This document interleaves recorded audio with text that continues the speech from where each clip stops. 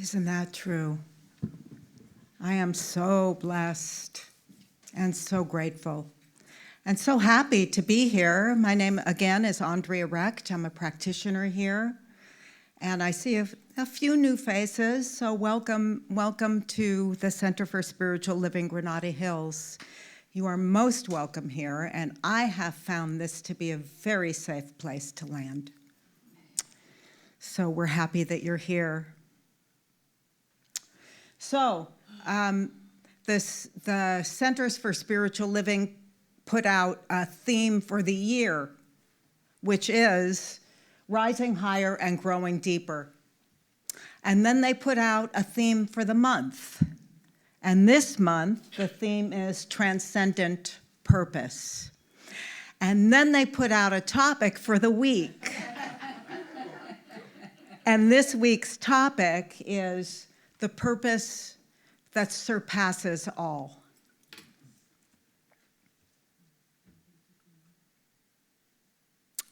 So last week, Reverend Mike talked about what's the point anyway, I think was the title of the topic. And he started off in a similar way that I was wanting to start off by just talking about transcendence and what does it mean? Transcendence or transcendent. To me, it's about going beyond. And I think we have an opportunity in this day and age with the climate of the things that are going on in the world. I think we have a really wonderful opportunity to transcend what is happening and attempt, anyway, to stay in truth. God only, only God. God only, only God. God only, only God. Going beyond appearances and focusing on, it's so easy for me to get caught up in ain't it awful? Don't you know? And it's really a practice, and I love that we call this a spiritual practice because I get to keep practicing. And I can get triggered, and I can take sides, and I can think, that my side is always right. And then if you present me with an opposite point of view, like my grandson did recently, yesterday, in fact, he said something to me, and I don't need to tell you what it was, but just suffice it to say that he triggered me. And we have conversations like this often. But at this particular moment in time yesterday with him, I just had to go.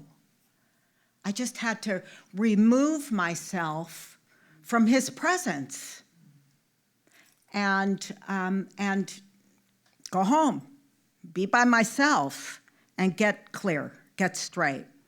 I didn't take the opportunity to go beyond. I wasn't able to transcend that moment in time because I'm still practicing.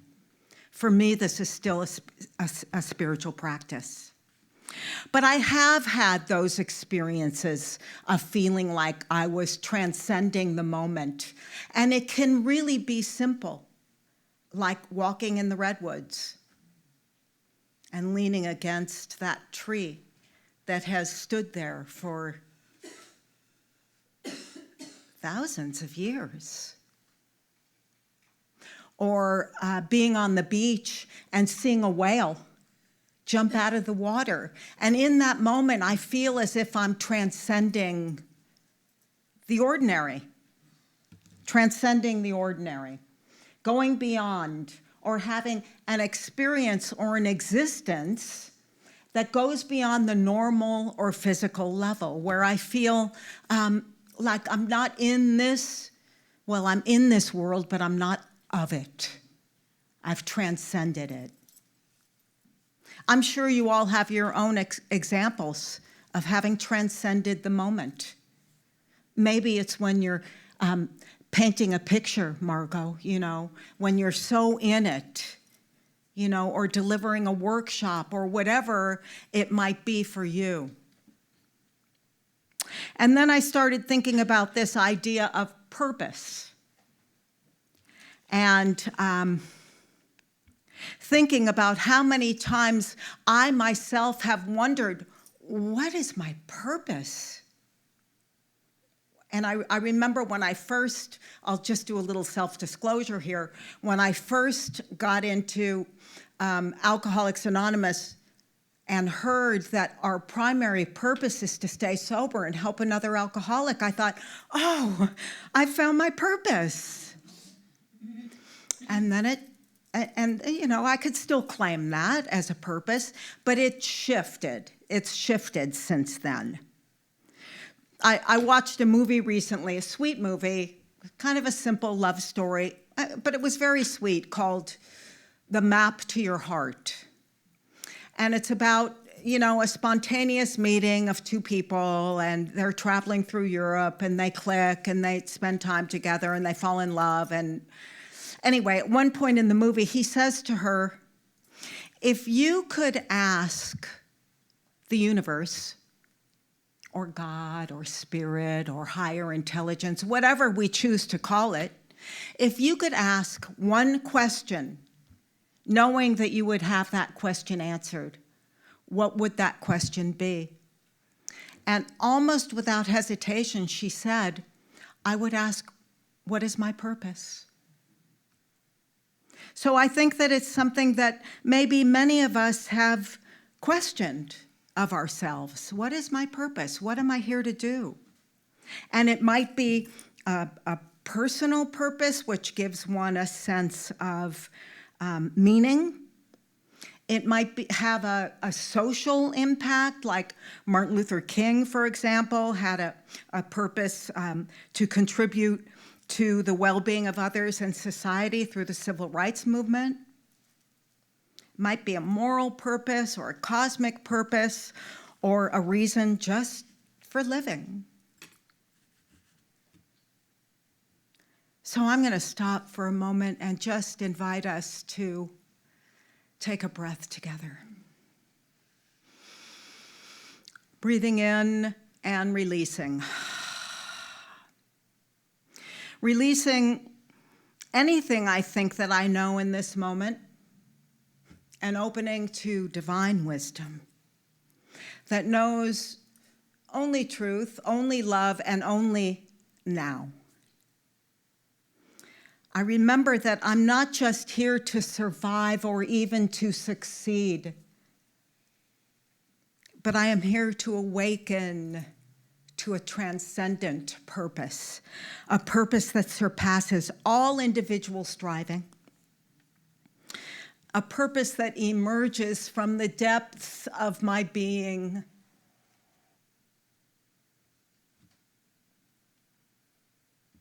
And so it is. Sometimes I think that we live in a culture that is maybe a little bit obsessed with this idea of finding our purpose. Because when we find our purpose, we can monetize it. We can make money on it. Or we can chase it and brand it, perhaps. But Ernest Holmes reminds us that we are not here to find ourselves. We are here to know ourselves as already found in God. And I would add, as God, as expressions of God. But purpose isn't really something that we discover out there necessarily, is it? It's something that arises when we awaken to who and what we really are. It seems like that is the beginning of a transcendent purpose. Being awake and aware of who I am, who I really am, not who I think I am, not the small me, not the self with a small s, but the self with a big S. It's a purpose that doesn't arise from the ego. I don't know if you know people who are constantly striving for more degrees and more diplomas and more, and that's okay. That's okay. I'm not judging that. But I think that this idea of doing instead of being can get a little bit off track for me. I remember that I'm a human being, not a human doing. And there are those kinds of purposes that are very personal, career. Listen, I've been a social worker for for longer than 30 years. I've been with the school district for almost 30 years, but I've been a social worker for closer to 40 years. And I'm going to retire in June. The thing is, if I attach my ideas of my purpose is I'm a social worker, that's my purpose, what's going to happen when I retire? So if I'm attached to my purpose as being a mom, well, my kids are grown, they're moms now. I can't hang on to that. If I'm a teacher and then I retire, or an artist and then I can't paint anymore for one reason or another. But if I am attached to that idea being my purpose, then when that ends, I suffer. I've suffered enough. I don't particularly want to suffer anymore. Eckhart Tolle says that you're not what you do. Your purpose is to awaken. It is the realization of being, not doing, being. So if my sense of purpose is tied only to my role as a social worker or a mother or an artist,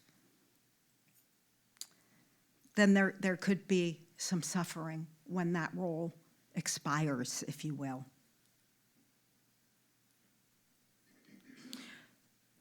So, like the theme for the year suggests that we grow deeper. We get to grow deeper. We get to move from surface purpose, maybe, to soul purpose. So transcendent purpose then isn't really at all necessarily about what we do, but it's about the consciousness that we bring to whatever we're doing. If I am bringing whatever I'm doing, and I couldn't do it with my grandson the other day, I'm telling on myself, I couldn't do it. I couldn't just be in that moment. I couldn't have, and Reverend Mike talked about this all last month. I'm here, darling. I'm listening. I couldn't do it with him. He really pushed my buttons, man, and I just had to go. But I guess that's better than arguing, you know.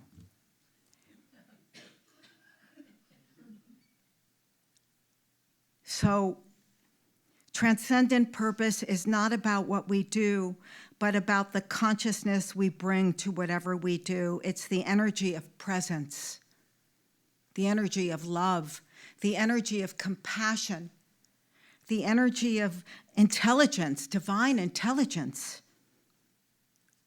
And that can be whether we're painting a masterpiece or doing the dishes, right? I can bring the consciousness of love and peace and harmony. I can. I'm not saying I always do, but I can. I can bring that consciousness wherever I am. The spirit within you is God, and it is seeking to express itself through you.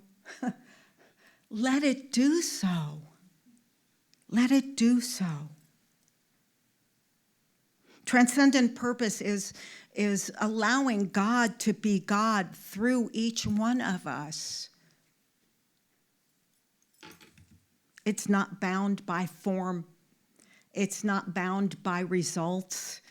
It's not bound by any of that. It's beingness expressing as your life and my life.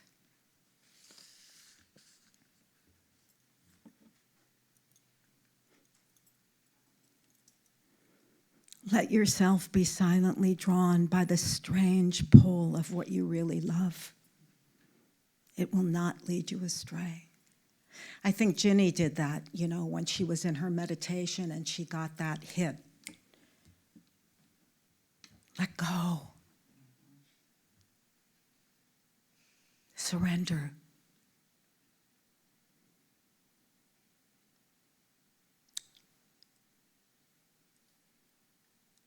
So how do we get in touch with this transcendent purpose? Be still. Be here.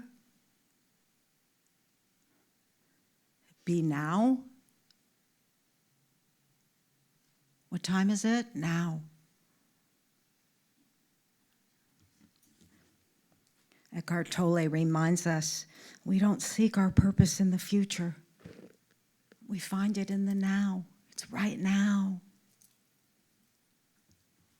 And the funny thing is, we don't need to make it happen. There's nothing we need to do except make time. Make room for it. Sit in the silence. Be still. Surrender. We're not the doer. I love this idea. We're not the doer. We're the doorway. We're the opening through which it can do the doing. I don't need to do anything.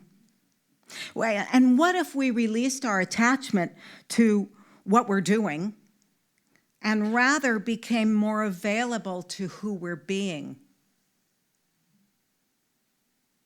It's not about what I'm doing. It's more about who am I being? How am I expressing? And before I got really ugly with my grandson, I just left. Because I could have put up my dukes and really had a fight with him. He's 16, almost 16, and he thinks he knows everything. So we get to let go of what we're doing and focus more on who we're being. And who are we anyway? Who are you? Who are you? Who am I? Who are we? Who are we? Spirit in expression. Love in form. Consciousness in motion. That's who we are. I'm not a social worker. I'm spirit in form. So we can be a field of love wherever we are. I could have been. I wasn't in that moment. I am often. Sometimes I'm not. But I'm practicing. And the great thing about this journey is, I get to see some progress. I don't always see perfection. But there's perfection in the imperfection, isn't there? I did a whole talk on that one day, several months ago. I can be a presence of unconditional love and compassion wherever I go. I can. I have that ability. I can cook my food with a deep sense of gratitude. So yesterday, when I came home, when I ran away from my grandson, I decided that today I was going to have my other grandkids over, the little ones who know better than to think they know everything. So they were going to come over for swimming and dinner, and I had this whole menu planned out, and I went to the market, and I got everything that I needed to make for today when I get home from church. And I made myself a salad, and I shoved a bunch of stuff down the garbage disposal, and I said to myself while I was doing it, maybe you shouldn't. And then it all backed up. It all backed up. And I have insurance, so I can call the company and say, can you send someone? And I pay them $100, and no matter what it costs to fix, it's covered. Right? But I know they take days. They're not going to come on the weekend. So I called Roto-Rooter. And I said, how much is it just to snake my sink, man? I put some stuff down there. And now so what I did is I tried to fix it by myself. I went under the sink and I played around with the pipe. So now it's all leaking. But I called Roto-Rooter and I said, how much? And they said, well, we're going to come give you an estimate. And I said, okay, come on. $517. I was like, nah, no. So I'm going to take all the food over to my daughter's and cook it there. But there's a point to this story. I didn't get all crazy about it. It was like, it's okay. It's I was sort of laughing at myself, it's a slight inconvenience, but I didn't have to, there were times I would have freaked out about that. Oh my God, what am I going to do? And I might have even paid the $517 just to get it done, but nah, it's okay. Spirit's got a plan. And the funny thing is, in order for this transcendence to arise, I don't have to be in control. In fact, I think what I have to do is surrender. It's kind of paradoxical, because I think there's so much I have to do, but there really isn't. Because when I let go of what I am, I become what I might be. So we get to listen and trust.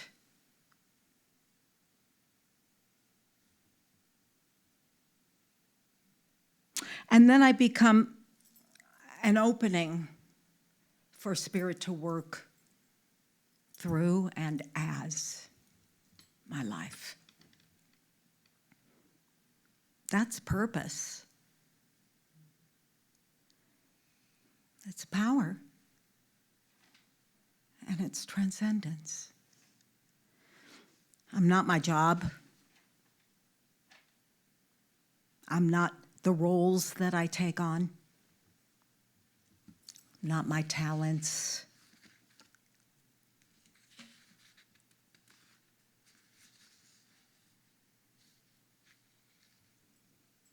I'm an emanation of the divine. Love in form, consciousness in motion. I'm an individualized expression of love, intelligence, wholeness. And my true purpose is to allow that to flow through and as me, as wisdom, as compassion, as courage and creativity and peace and joy and prosperity and abundance. So I'm going to invite Teresa up. And invite you, if you choose to, affirm the following with me. I live my life as an expression of divine purpose.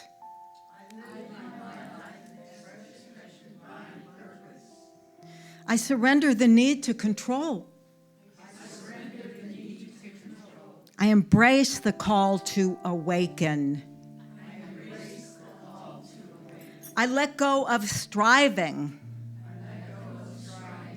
I allow Spirit to live through me. I am here. I am now. And I am enough. This is my transcendent purpose. And so it is.